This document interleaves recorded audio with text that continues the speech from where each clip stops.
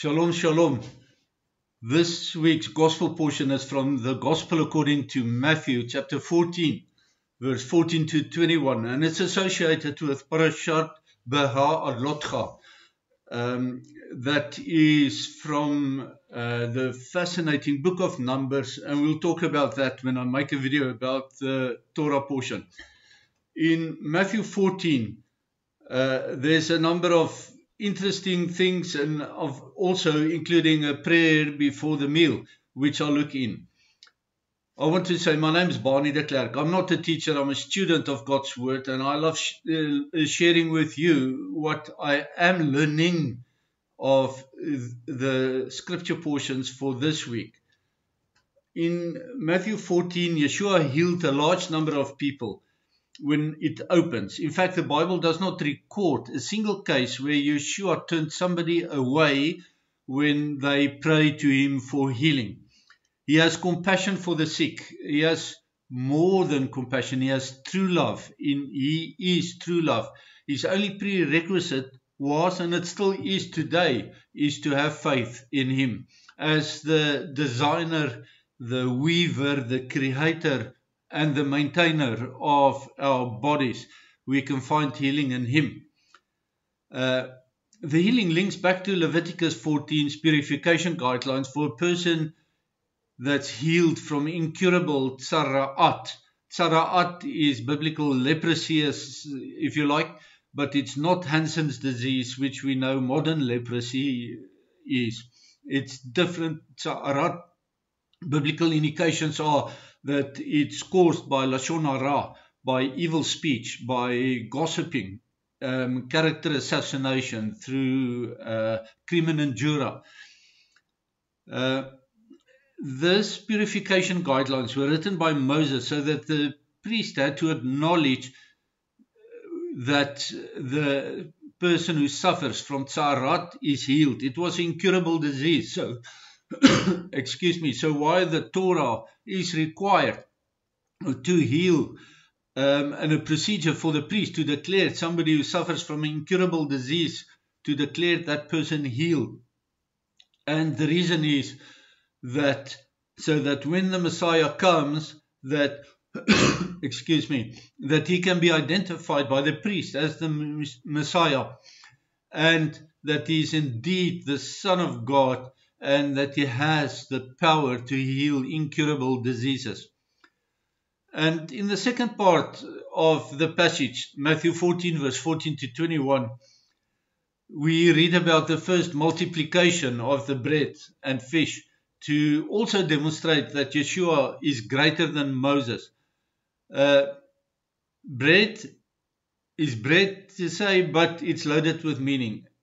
Yeshua gave Israel the manna bread murmured about in the book of Numbers.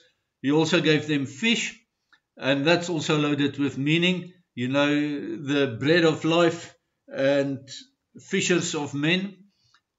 So it is almost of no surprise looking back that the Messiah chose bread and fish to multiply, to prove that he is the God of bread and fish. It relates, of course, to the provision of manna and quails during the Exodus. And it also relates to the provision for Elijah at the Crete rivulet, and also at the widow of Zarephath in Sidon's house. You can read that in the first book of Kings, chapter 17. And the purpose of the multiplication is to prove that Yeshua is the Messiah. And it, of course, links to this week's Torah portion for the provision of quails, of meat, and of fish, and of food. Have you ever felt isolated or felt that the hour for your restoration was late? Then this account of the first of two multiplication of provisions serves to encourage you and me as well. Just at the point that you are when you think you can't cope anymore, Adonai will take the wheel and steer you through. You can trust him, and your hope is in him alone, if your hope is in Him alone, it links also to the Torah portion where Moses was so depressed that he prayed to Adonai. He said, please kill me now, because I can't take it anymore. And yet Adonai then stepped in with an outpouring of the Holy Spirit on 70 elders.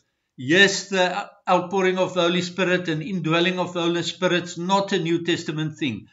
Pastors who teach that don't know the Bible. So you should, maybe not listen to them too attentively, because they don't know what they're talking about. The text reads that Yeshua had compassion on the crowd. He healed individuals who needed Him to do so, and the crowd was not a great grey mass of people to Him. He saw each individual within the crowd and provided sustenance for each one of them, to the point of overabundance. My cup runneth over, or the Hebrew word, if you know it, dayenu, it means my cup runneth over. It's more than enough. That's what dayenu means, more than enough. The disciples asked Yeshua to send the crowd away because they did not have food for them. And Yeshua said, what do you have? They said 5 loaves and 2 fish. And it's not even enough for us 12. So, never mind these 5,000 people. And He proposed an alternative solution to them. He said, no, you feed them. You take the 5 loaves and 2 fish. You feed them. Of course, they must have thought He was dilly. But He knew what He was going to do.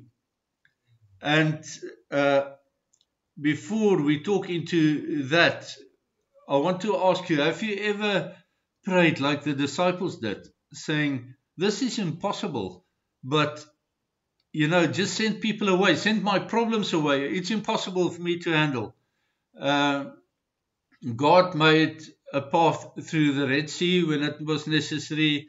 If we pray for Him to remove troublesome people from our circumstances, He's probably not going to do that. But if we trust Him, He'll bring a solution to us that's outside of our thinking. And He will answer your prayer if you trust Him, if you speak to Him about it. I suspect that most often He would seem to ignore your discomfort or your concern, because He's expecting you to step up to the challenge and to trust Him for miracle solutions. And when He works miracles, He does so on the shushu. He doesn't bang it in the news media. It just happens. Things just fall in place. And it's important for us to pay attention to what happens, what Adonai is doing on the shushu, so that we can be grateful to Him and praise Him, and also give a testimony about what He's done for us.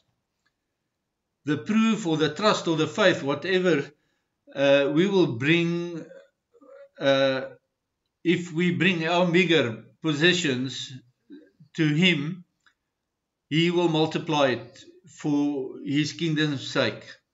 It was also the case with the widow of Zarephath in Sidon, as she first had to sacrifice her meager provisions to Adonai before she was provided for the rest of the drought. In this passage, Matthew 14, verse 14 to 21, we read just before the multiplication of the bread and the fish that Yeshua offered a bracha up to heaven. It is a bracha as a blessing. He prayed to bless the food.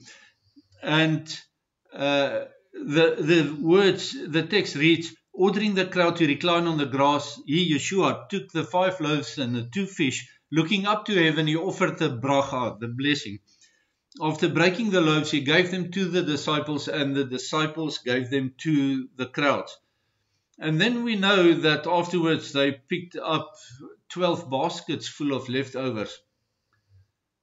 In the Christian custom, we pray for God to bless the food before we eat, like Yeshua did here. the custom obviously has its roots in Judaism and in Jewish brachot, in blessings, to bless Adonai for the food. We also express our gratefulness for his blessing after we eat. Yeshua's example to his followers is to address the blessing to Adonai. And he also uses the same message when he teaches the Lord's Prayer to us, that our prayers must be addressed to the Father, to Adonai Eloheinu. And then we pray in the name of Yeshua the Messiah, because he gave us authority, shmicha, to pray in his name to the Father. And then it will be done, if you believe. And of course, the Father, you can also pray specifically for food or for other provisions to El Shaddai. El Shaddai is Elohim, our provider. Shad, the Hebrew word for shad, is a mammary breast. So it's literally Elohim who provides for us, who let us suckle on his breast as a mother feeds children. And I'm not going to go into gender issues with Adonai, because he is bigger than that. He is beyond our comprehension. We cannot define him. We cannot put him in a box so that we can control him. No, we're the ones in the box. He is out of the box and beyond our understanding. In the Greek ground text of Matthew 14, the text indicates that Yeshua looked up to the Greek word to heaven before he offered the bracha. To, the Greek word to, I'm convinced is the same as the Hebrew word et, aleph tav. The to here is not translated, and the Hebrew word et, aleph tav, it occurs in the Tanakh some 9,800 times and a bit more, and over 3,500 times it's not translated, because the translators do not know who it is, the aleph tav. The first key is in Genesis 1 verse 1, where we read, it was Elohim et, Elohim the aleph tav, who created the heavens and the earth. And the et is not translated, so that we don't know who the creator is.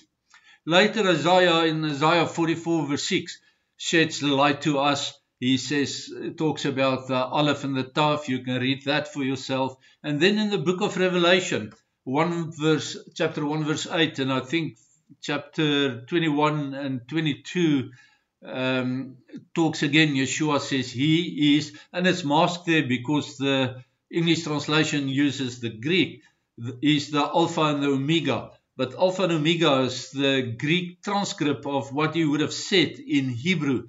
Is the Aleph and the Tav, the beginning and the end, the first letter and the last letter of the Hebrew alphabet.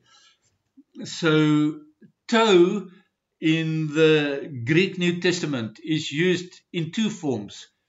The first is the primary meaning of et, aleph tav, in the Hebrew scriptures, and that is the God of creation. And the secondary meaning, which is closely related in the Hebrew, aleph tav can mean the one and only unique thing, and to in Greek can have that same secondary meaning. And so Yeshua offered the bracha up to heaven. The one unique heaven? No, the God of creation who are in heaven. I got a little ahead of my notes. It is, I want to stress again that we cannot grasp, we cannot define, we cannot put Adonai in a box so that we can control him. He is too big for that, and we can't grasp the many aspects of him. The Greek text also in Matthew 14 verse 19 have another word which is the Hebrew word bracha. It is eulogio. Elogio. I hope I pronounced that right. And it's the word from which we derive eulogy as well, which means to praise or to bless someone. The text doesn't record the blessing because it is well known, and actually in our day the Jews are still praying the same ancient blessing before they eat. And I'm going to, if you bear with me, talk you through that quickly. It's Baruch atah Adonai Eloheinu melech haolam chomotzi lechem min haaretz. That is the blessing for food. And the translation is, blessed are you, Lord God, King of the universe, for bringing forth bread from the earth. As followers of Yeshua, we should add at the end of the blessing, B'Shem Yeshua HaMashiach, because we pray in the name of Yeshua.